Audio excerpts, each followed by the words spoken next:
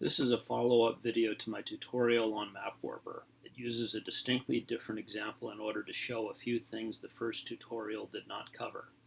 The exercise we'll go through is fetching a 1950s vintage ortho aerial image from the USGS Earth Explorer site, identifying the location of the Clearview Speedway in South Westerlo, New York, orienting the image, and then uploading to Mapwarper. First things first, research is important. I know from America's Speedways, a compendium of details on nearly every racetrack that has ever existed. In the US and Canada, the Clearview Speedway was located on the east side of County Route 401, just north of beautiful downtown South Westerlo, and that the location is now a park with some athletic fields. Now, we cannot trace Google Maps, and for historic mapping it wouldn't be that useful anyway, but we can certainly use Google Maps to verify facts on the ground. So this map shows South Westerlo, beautiful downtown South Westerlo right there towards the middle bottom. And we see the intersection of County Route 401 and County Route 405. New York 32 is off to the right, that is to the east. And we see a park with a baseball diamond in it at a location that matches the description. So we have a pretty good bead, I think, on where Clearview Speedway was located. Now to go see if we can find an appropriate period aerial imagery. So we go to Earth Explorer, USGS.gov, and we happen to already be logged in. The Earth Explorer does require that we have a login, and it's important to log in, I think, before you actually go do any work. And it tends to expire logins at 2 hours, which is why we kind of just started it up here. So we want to go find a feature in the search. We can also come over here and just position it in OpenStreetMap or in Esri World Imagery and pan and zoom to find what we're looking for, but we're going to use this search feature instead. So feature name, South Westerlo. Fortunately, I know how to spell it correctly, and that is in the great state of New York. And the feature type in this list is populated place. So now we can click on show. There is exactly one South Westerlo down here in the list on the bottom left corner, a populated place in New York. So let's click on that and see where we end up. And we actually end up in the place where it was positioned before because I already made sure this works, but we can now zoom in. And there's South Westerlo. We change the layer to Esri World Imagery, then we will see the same athletic fields and depression right there, so we're in the right area. Now I could do my search for aerial images just based on that point, but I usually will do something like this. If we come down here, we will see that their coordinates have been selected for us based on the approximate center of what passes for a community. I want to clear that. I'm going to change it to a circle. I'm going to drop the point right in the middle of the baseball field, and I'm going to give it a radius of 1 meter and apply. 1 meter should be more than good enough. Now we need to enter date ranges here. There's a little calendar widget available, but again, it's got them pre-filled from my previous visit. I know the racetrack operated in the late 1940s and early 1950s, so I've set my date range from 1/1/45 to 1/1/60. The reason you would do that is because unless a developer plows everything down, remnants of a rural oval track will probably sit around being ignored by people for a long time after the track actually ceases operation. The next thing we need to do is select data sets, and once again, this has already been done, but you see we open up aerial imagery at the top, and then we go select aerial photo single frames, and make sure that that's checked off. Then we just click on the results button down at the bottom, and look, we get 3 photographs. So there are 3 aerials. And They all happen to be dated April 1952, and this does not surprise me since there is an extensive aerial imagery pass that was made over the Capital District of New York in 1952, and I've been using it for a lot of historic mapping. If there are three, then that typically means that one of them, probably the center one on the list, overlap each other, and the overlap is important. And I've already downloaded the three, but I'm going to click on the download button so I can show you the pop-up that comes up. And you see that you have a choice of downloading the medium resolution product, the high resolution product, and the camera calibration file. And I always download the high res product.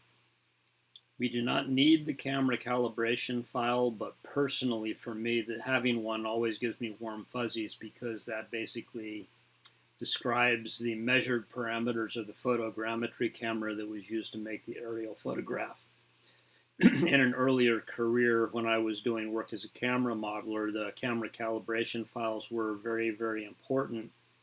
Mapwarper does not model things the same way that traditional photogrammetry does, so we don't need that calibration file. And I've already downloaded these, so I'm just going to close this out without clicking on download. And we are going to close this out. And we're done with Google Maps, so let's close that out too. And let's go to the directory containing the imagery. And then you see I've already dropped them into this directory.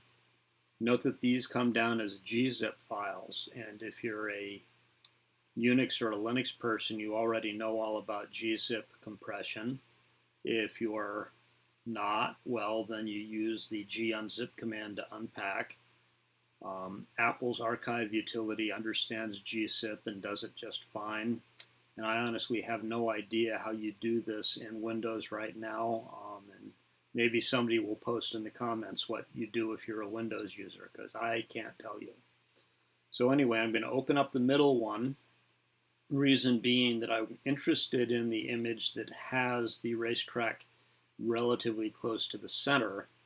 And this is basically because in our previous video we aligned a relatively small map of the eastern terminus of the Erie Canal. This is a much larger image, and there's a fair prospect of having alignment issues around the perimeter. And we'd rather work towards the center. And in fact, it's really time to have a really brief chat, not a long chat, but a brief chat about 2D and 3D spaces and geometry that projects between spaces. We're not going to go through the math as it can get pretty involved, but if you're going to do this stuff, you should have at least a little bit of a clue.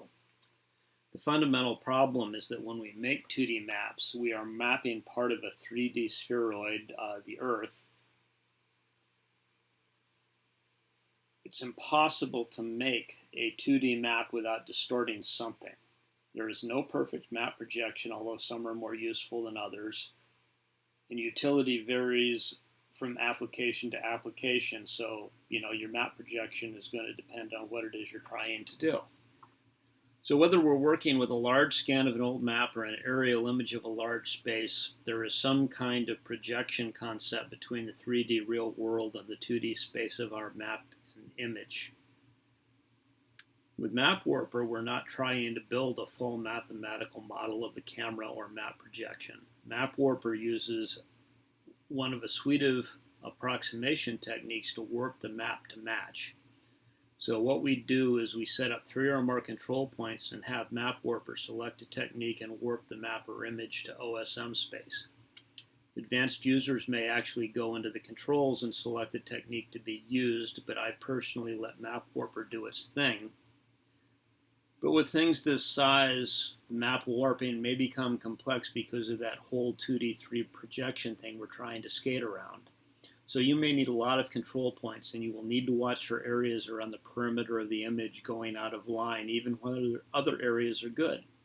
When you have access to overlapping images, it can make sense to focus on aligning the center and use other images that align better around the perimeter. Before I start looking for the track though, I want to get oriented. So let's quickly bring up the image. And we have OpenStreetMap open to the same space here. So a reminder, we have County Route 401, 405, Highway 32 off to the east. And we bring up the image fully zoomed out. And it's so zoomed out, it's hard to see if there's an oval track on here or not.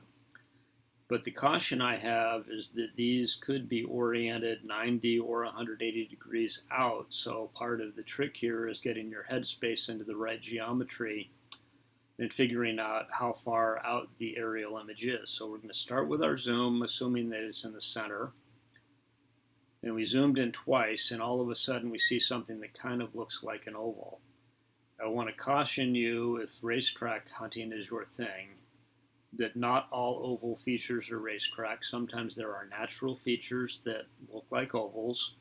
And this part of New York and areas is horsey country, and a practice track for horses can look an awful lot in an aerial image like an oval track for race cars. So you don't tend to want to get ahead of yourself unless you've actually identified things. So here we have it. And let's get these side by side. And I say that this is 180 degrees out. So I'm going to rotate this TIFF twice in the tool, and all of a sudden this kind of looks like it lines up. So I think that we are at the right spot. I think this is in the right spot to be on what is now an athletic field. So I've rotated it twice. Now I'm going to save it. Now this is a high resolution TIFF, and I do not want to upload a high resolution TIFF to Mapwarper, so I'm going to export this, preferably in the correct directory. So I've got to kind of skate over here into the place where I put New York racetracks. And then we say that the format we're exporting as is a JPEG, which is distinctly different from a JPEG 2000, and too many things don't know how to do JPEG 2000, so just use the high resolution JPEG. And that has been saved out, so we can now kill that. And we're going to save this for later, because we have a use for the OpenStreetMap view that we'll get to in a few minutes. Now back to the good old familiar Mapwarper. Upload map.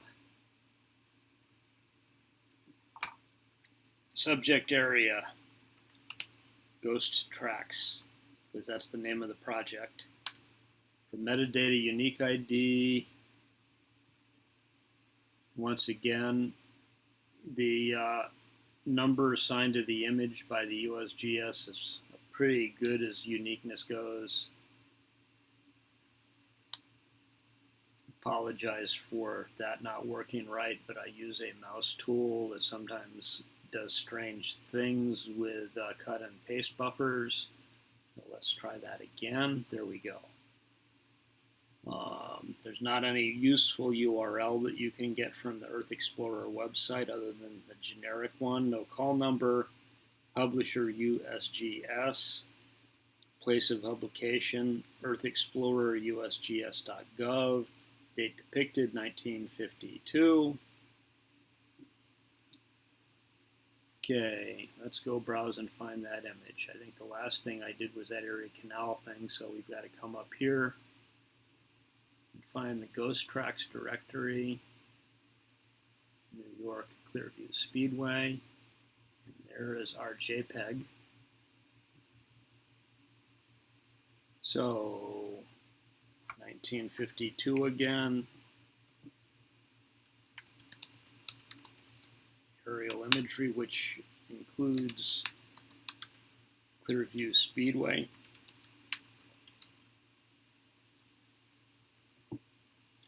Title, Southwestern New York, 1952. And that is complete. So we click Create.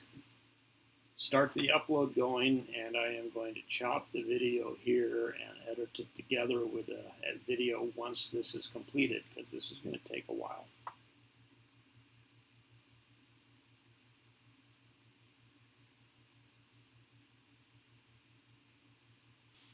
Okay, so the map is successfully created.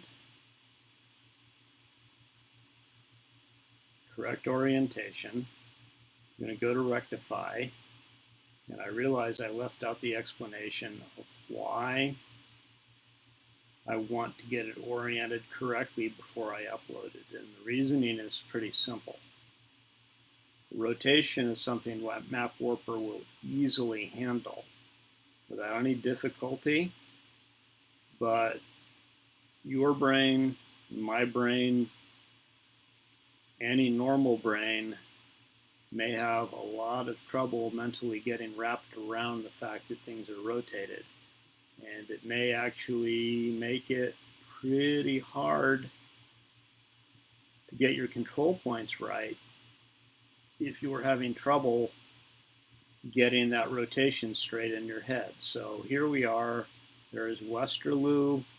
So if we go south on CR41 from Westerlo, we end up in, you guessed it, South Westerlo. So now we come over here and we start zooming in. And there is our oval. There is our intersection. And this is where I need to give you a caution, although it's not that big an idea. So I'm going to give you two cautions because I just noticed something. But the one caution I want to give you is that when you are working with imagery this old, you need to be aware that there is nothing highway departments like better to do than do construction projects and realign things. The chances that anything got realigned here in Westerlo are really low, but it has been 70 years almost, so and things do get realigned, and I have encountered problems with realignments in the past. So you need to know to look pretty carefully at this stuff and make some well thought out choices about where to put your control points. And I'm going to drop one here at the intersection of Cemetery Road with CR405 in here. So that's the first control point. Now, while we want the middle section to be well aligned, we don't want to drop all the points in the middle because we want alignment all the way around. And, referring back to my older point, not everything oval is a racetrack. We have an oval driveway around this building. I have no idea what that building is, but that is an oval thing that you could easily confuse. So we're going to zoom out.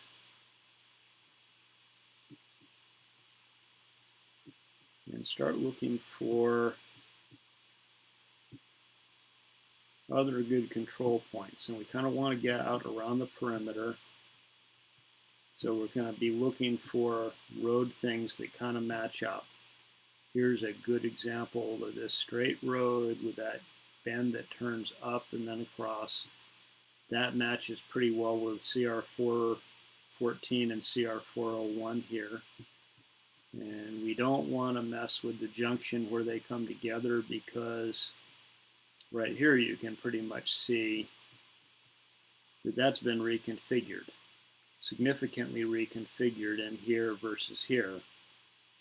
And so the modern map, this guy is going straight and across, whereas in the aerial image we're coming up here. So we're going to be a lot better off if we slide over to this guy, where this road, Hilltop Road, has certainly not had its intersection with County Road 414 messed with. So that's going to be a much better quality control point than anything we can get. Go back to pan mode before I actually drop a control point, and who knows where, because I didn't mean to. We just left things in the wrong mode. So what do we got over on this side?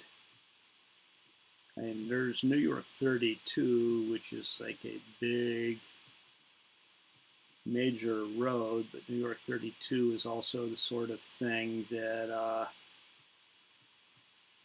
highway departments love to screw around with. So why don't we go a little bit further over and head out this road.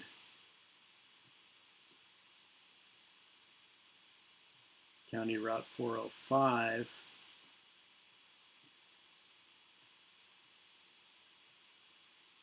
.411.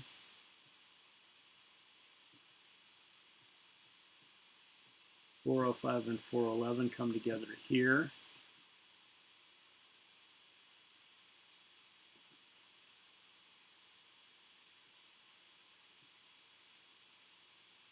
And actually that's right on the border between Albany County and Greene County. So that triangle feature from the 1952 is probably gone, and the road almost certainly now just comes straight in and intersects directly. You go through these 1952 images of Albany and you'll find there are huge numbers of these triangles. So we will just pretend that the triangle was eliminated in a straightforward way. We have control points. We have no error indication, so why don't we add one more point? Maybe, yeah, there I just put a control point down where I didn't really intend to because I left it out of, did not put it in pan mode. And if we go up here,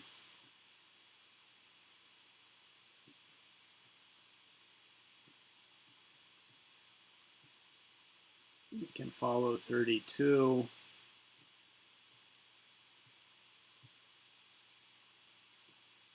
Keep an eye on the road alignment.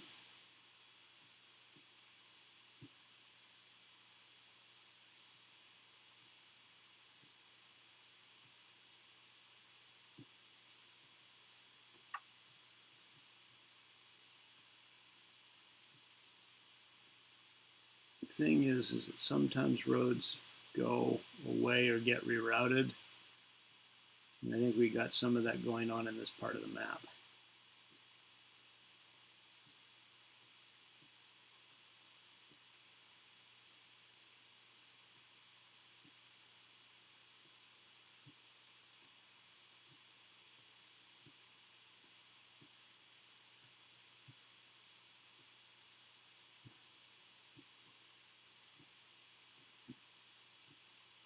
And it may also be the case that we're looking at stuff that hasn't really been properly reviewed.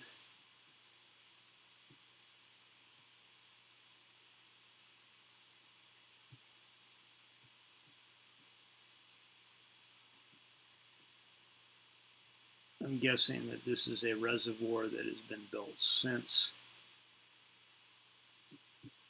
1952, as those are around.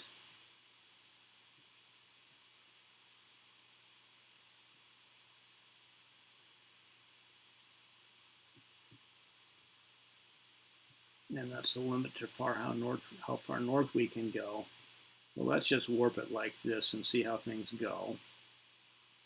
So we got 3 control points. The warp will be relatively fast. It may be pretty accurate in southwesterly, but it is going to be probably pretty fringy around the perimeter of the map. So we'll have a better sense of that when the rectification completes. And it says map rectified.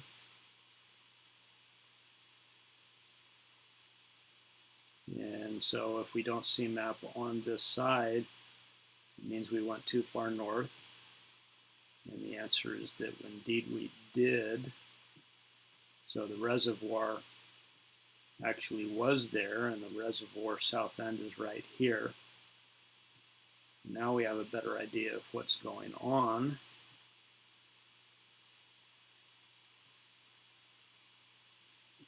You see how easy it is to get lost wandering around the roads trying to make things line up. See how well aligned County Route 406 is here. where it meets 32. Okay, you see 32 isn't real close here.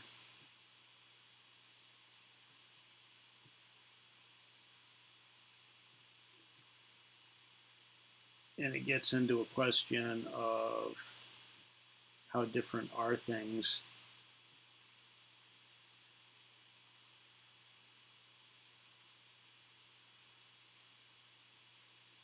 Take a look at Mapbox Satellite as a base layer, because that's something we can do.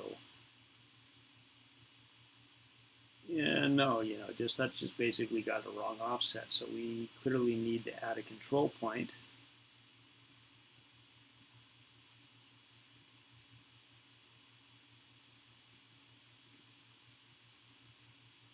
Is that simply not as good as it could be? Let's change that back to OpenStreetMap. Let's drop this guy here, here. Back to pan mode, because I don't like dropping those control points when I don't intend to. Now all of a sudden you see that all of the error icons have changed to yellow, because there is some error going on here. We run rectify.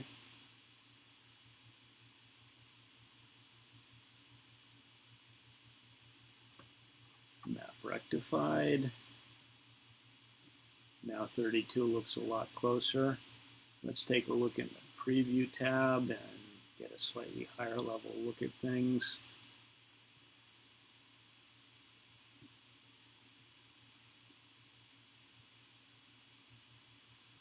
So at this level, at least, it seems like we've got some alignment that's okay.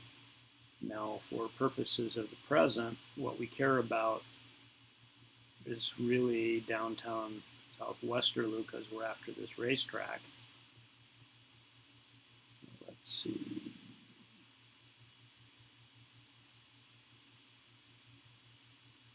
And that's interesting, because we've got control point here and a control point, and only one control point there. And it's been driven off a bit. Since this is our area of greatest concern, and it is the center, I would like this to be aligned pretty well before I do any mapping based on what's going on in the center. This may take quite a few control points before we have good alignment all the way around the perimeter. And I'm not going to make you watch me put that many control points in, but yeah, let's zoom in a little bit more before I drop that.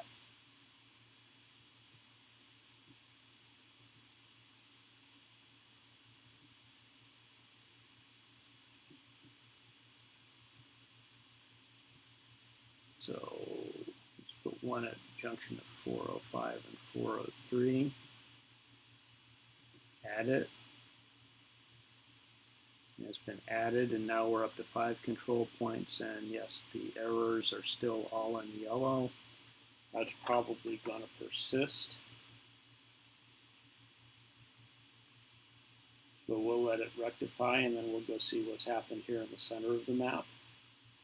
Thing to keep in mind is that you can rectify as many times as you want. You can always come back and work on these things some more.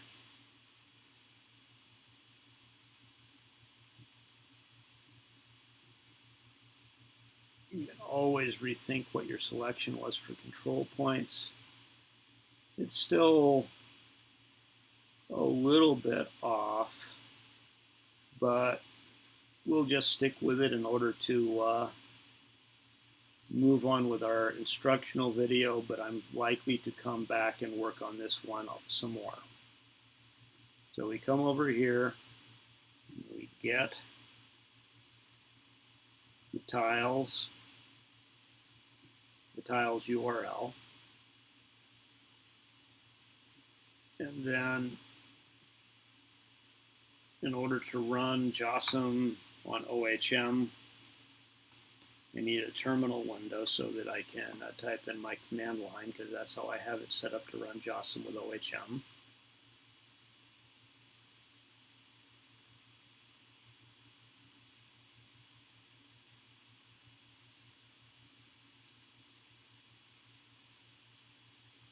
It takes a moment to start. Loading up all kinds of stuff so that it can do its editing thing.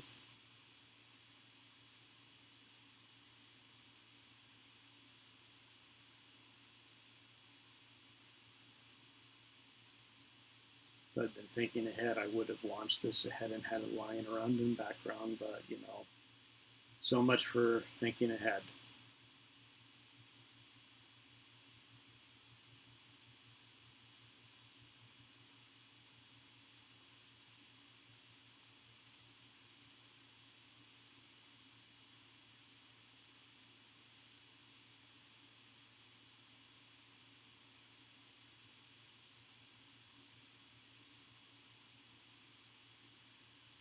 There we go. Now we have JOSM up, JOSM running.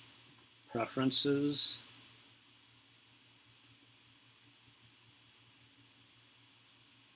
Image.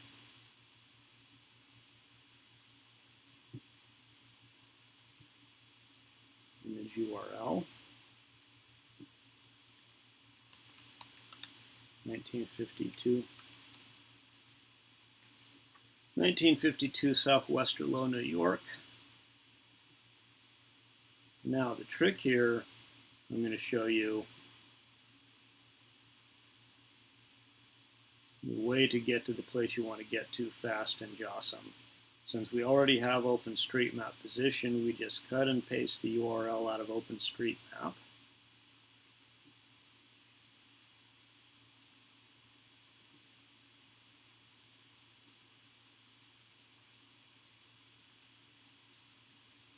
So download,